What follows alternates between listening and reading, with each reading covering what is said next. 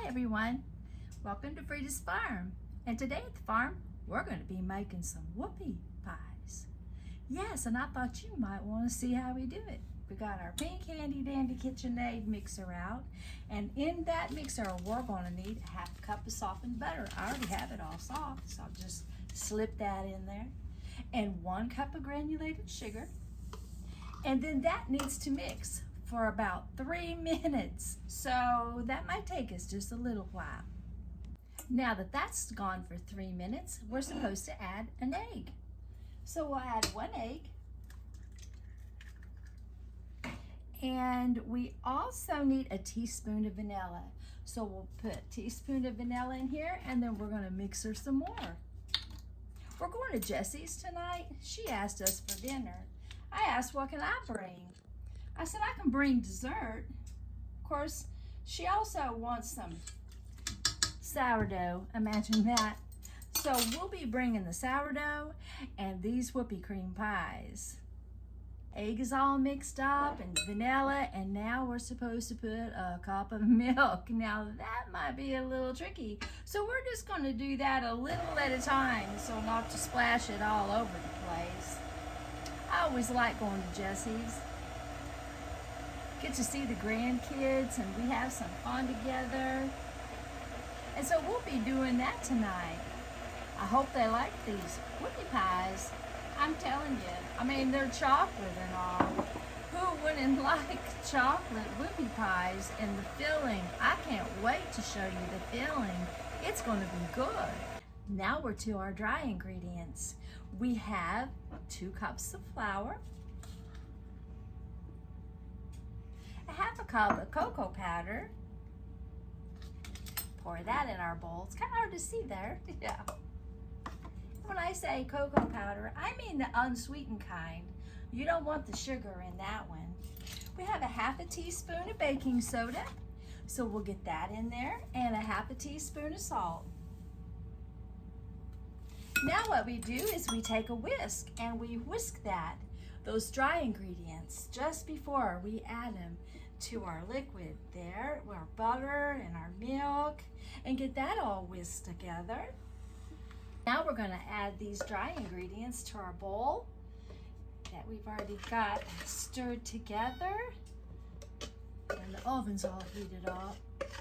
This is pretty exciting, I'm telling you. I hope these grandkids love these things. They're actually really easy.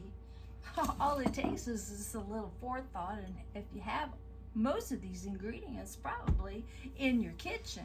So let's stir this up really easy. Really easy. Now that they're all stirred up, I'm going to go ahead and get the sides and the bottoms so that we make sure we get it all incorporated really well. And just kind of give it some fold. It looks like this. And we're just going to get all this that's on the side incorporated into our whole mixture. So we'll grab some from the bottom and stir the sides. And then we're going to put them on our pan. Now we're just going to dip these in this small, they call it an ice cream scoop, but I'd be really disappointed if that was my ice cream. So I'm going to call it a cookie scoop. And then we're going to put those down on our pan. I got it where you couldn't see. And they're supposed to be 2 inches apart. So we're going to continue doing that until we get these pans full.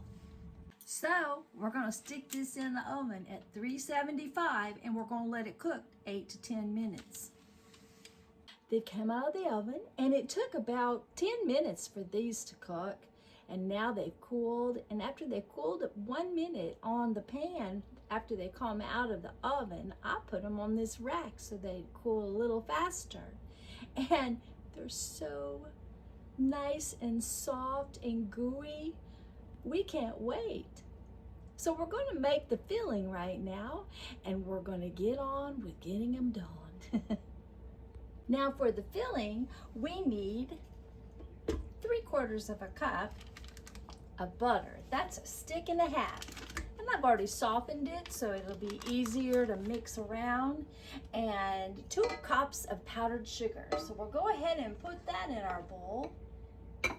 And we'll start mixing that. And to that, we're gonna add a couple of pinches of salt and 3/4 of a teaspoon of vanilla. I kind of cheat on that, and I use 1 teaspoon and don't fill it quite full because I don't like doing it twice. That's just how I do it.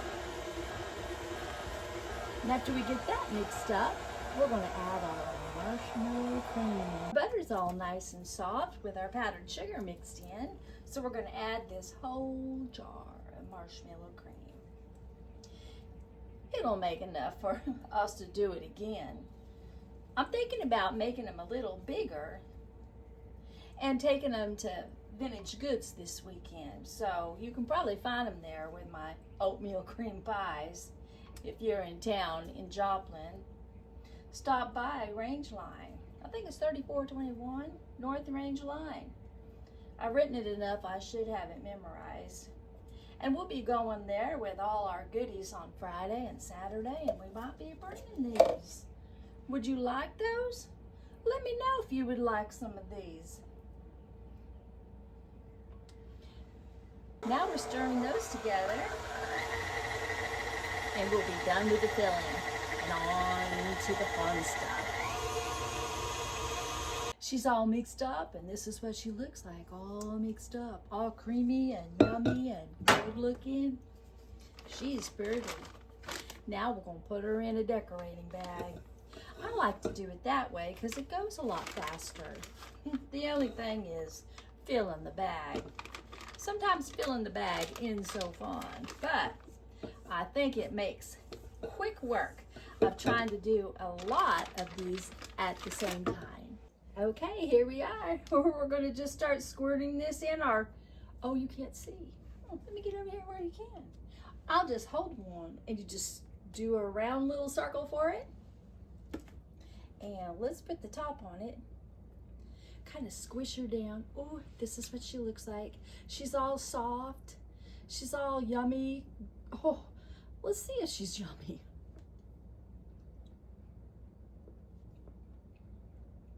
Folks,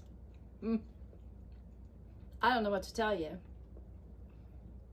I think I like it better than the oatmeal cream pies.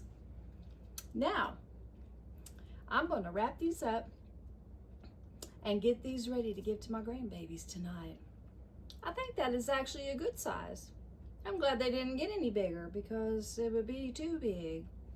This is just the right size. Thanks for tuning in.